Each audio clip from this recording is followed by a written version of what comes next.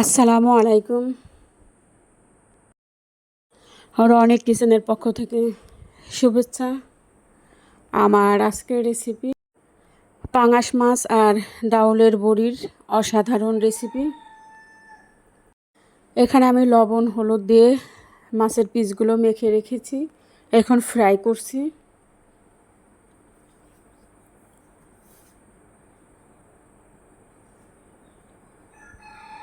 উল্টে দিচ্ছি। এখানে আমি 4 পিস পিঠের মাছ নিয়েছি, মাছগুলো সুন্দর করে আমি ভেজে নিব।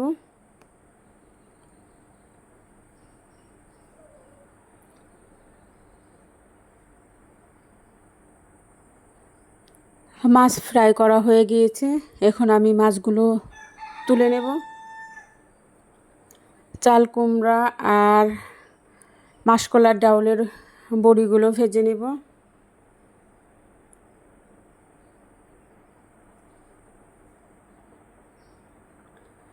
ভাজা কমপ্লিট, তুলে নিয়েছে। একই তেলে আমি পেঁয়াজ কুচি দিয়েছি, পেঁয়াজ কুচিগুলো একটু লাইট কালার করে ভেজে নেব। এখন আমি অল্প পানি ব্যবহার করব।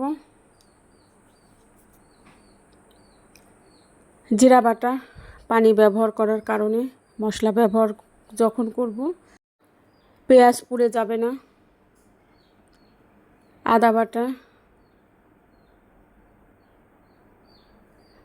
রসুন বাটা, সব বাটা মশলা ভালো করে কষিয়ে নিব।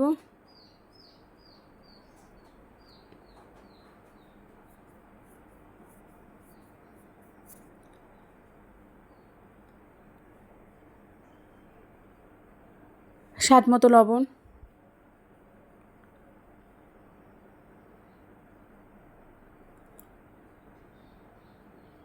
শুকনো মরিচের গুঁড়া, হলুদের গুঁড়া, ধনিয়ার গুঁড়া, সব মশলা আমি ব্যবহার করেছি। এখন সুন্দর করে মশলা আমি কষিয়ে নিব। মশলা কষানো পারফেক্ট হলে রান্না টেস্টি হয়। আলু,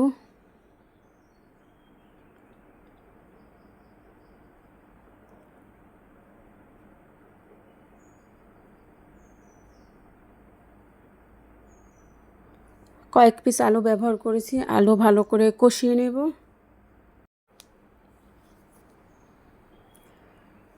ভাজা মাছ আর বড়িগুলো দিয়েছি, হালকা পানি দিয়েছি।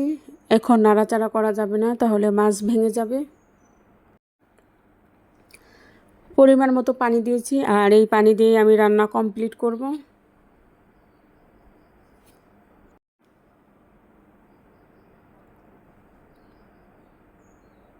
অলরেডি ঝোল ফুটতে শুরু করেছে।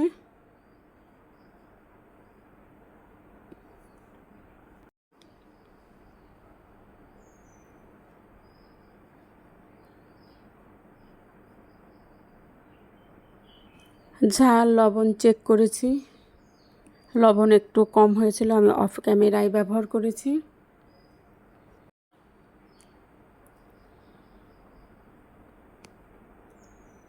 আমি মাটির চুলায় রান্না করছি,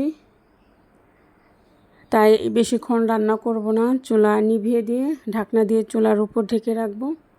খুব সুন্দর কালার হবে এবং ঝোল শুকিয়ে আসবে।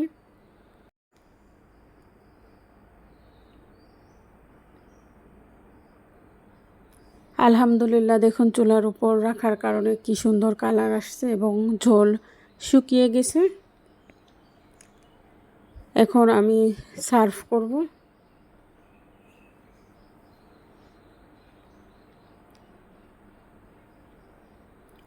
গরম ভাতের সঙ্গে এই মাছের রেসিপি অসাধারণ লাগবে। আমার দুটি চ্যানেল, রনিক কিচেন এবং রনিক লাইফস্টাইল অ্যান্ড কুকিং। যারা ইউটিউব থেকে ভিডিওটি দেখবেন, ভিডিওটি ভালো লাগলে আমার চ্যানেল দুটি সাবস্ক্রাইব করবেন। বেশি করে লাইক, কমেন্ট এবং শেয়ার করবেন। আজকের মতো এখানে বিদায় নেব। আল্লাহ হাফেজ।